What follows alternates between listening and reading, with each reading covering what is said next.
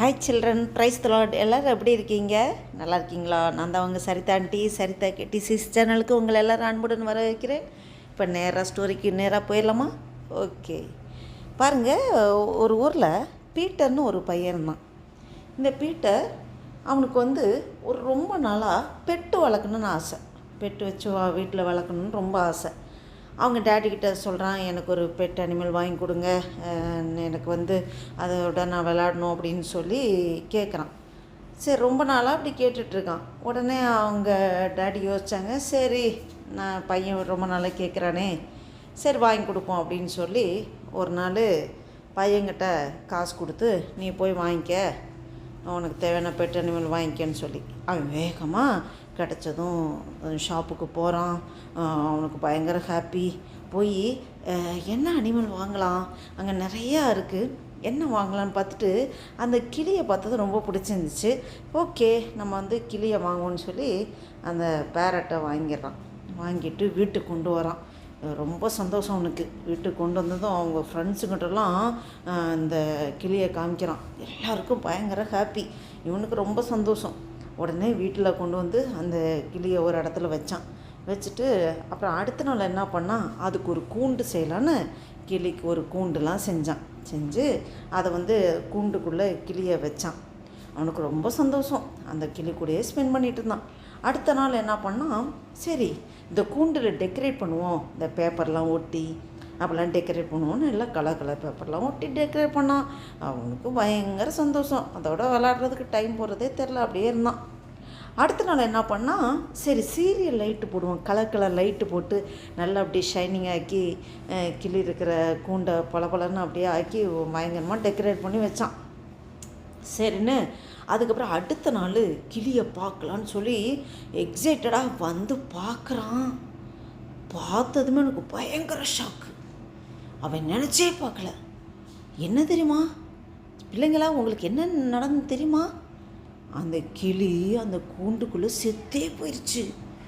அச்சச்சோ, இது எதனால் செத்துது, என்ன ப்ராப்ளம் அப்படின்னு அவனுக்கு ஒன்றுமே புரியல. அப்புறம்தான் அவன் யோசிச்சு பார்க்குறான், என்ன தப்பு தர்மா பண்ணான். அந்த கிளிக்கு நல்லா டெக்கரேட் பண்ணான், நல்லா அதோட ஸ்பெண்ட் பண்ணான். கடைசியில் அந்த கிளிக்கு ஃபுட்டே கொடுக்கல. சாப்பிட்றதுக்கு ஃபுட்டு கொடுத்தா தானே அது உயிர் வாழும். அது ஃபுட்டு இல்லாமல் செத்தே போயிடுச்சு. என்ன பிள்ளைங்களா, இதுதான் நம்ம பைபிளில் ஒரு வசனம் நம்ம பார்க்குறோம். எரேமியா சாப்டர் நம்பர் 15 வேர்ட்ஸ் 16. என்ன பார்க்குறோம்? உம்முடைய வார்த்தைகள் கிடைத்த உடனே அவைகளை உட்கொண்டேன்.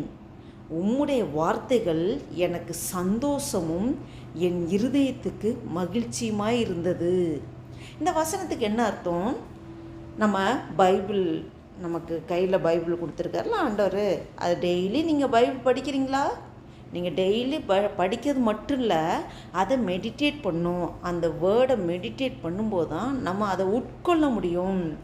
அது எங்கே மெடிடேட் பண்ணும்போது அந்த வார்த்தைகள் எங்கே போகுது? நம்ம உள்ளான ஆத்மாக்குள்ளே போகுது அந்த வார்த்தைகள். அப்போ ஆத்மாக்குள்ளே அந்த வார்த்தைகள் போனதும் நமக்கு ரொம்ப என்ன பண்ணும், அந்த பைபிள் நம்ம படித்து அந்த வார்த்தைகளை உட்கொள்ளும்போது அவ்வளோ சந்தோஷம், ஹாப்பியாக இருக்கும், மகிழ்ச்சியாக இருக்கும். நம்ம இருதயத்துக்கு எப்படி இருக்கும்? ரொம்ப மகிழ்ச்சியாக இருக்கும். ஏசப்பட நல் வார்த்தைகள் நம்ம இருதயத்துக்கு அவ்வளோ மகிழ்ச்சியை கொடுக்கும். நம்ம டெய்லி வேதத்தை படிக்கிறது மட்டும் இல்லாமல் மெடிடேட் பண்ணணும். மெடிடேட் பண்ணுறது ரொம்ப முக்கியம். அப்போ தான் இன்னர் மேனுக்குள்ளே போகும். நமக்குள்ளே ஒரு இன்னர் மேன் இருக்காங்க. அவங்களுக்கு உணவு நீங்கள் வெளியில் சாப்பிட்றீங்க, ஃபுட்டு சாப்பிட்றீங்க, ஸ்நாக்ஸ் சாப்பிட்றீங்க. ஆனால் உள்ளான மனிதனுக்கு என்ன உணவு? பைபிள் வேர்ட்ஸ், கர்த்தரோட வார்த்தை தான் உணவு, ஃபுட்டு. அப்போ அந்த ஃபுட்டு எப்படி உள்ளான மனிதனுக்கு கொண்டு போக முடியும்? அதை எப்படி நம்ம உட்கொள்ள முடியும்?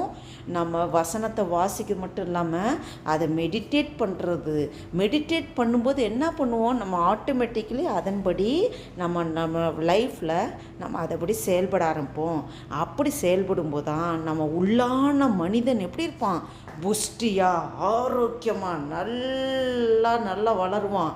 நீங்கள் வெளியில் நீங்கள் உங்கள் சரீரம் வளருதில்ல, நீங்கள் சின்ன பிறந்த பிள்ளையில இருந்த மாதிரியா இருக்கீங்க, பிறந்த குழந்தைல மட்டும் உள்ள மாதிரியா இருக்கீங்க, எவ்வளோ பெருசாக வளர்ந்துருக்கீங்க. அப்போ உள்ளான மனிதனும் வளரணுன்னா நீங்கள் வசனத்தை படிக்கிறது மட்டும் இல்லை, மெடிடேட் பண்ணுறது மட்டும் இல்லை, நீங்கள் அதன்படி உங்கள் வாழ்க்கையில் செயல்படுத்தும் போது உங்கள் உள்ளான மனுஷனும் பெருசாக வளருவான். அல்லேலூயா. ஓகே, நீங்கள் அப்படியே செய்யுங்க. கர்த்தர் உங்களை ஆசீர்வதிப்பார். God bless you.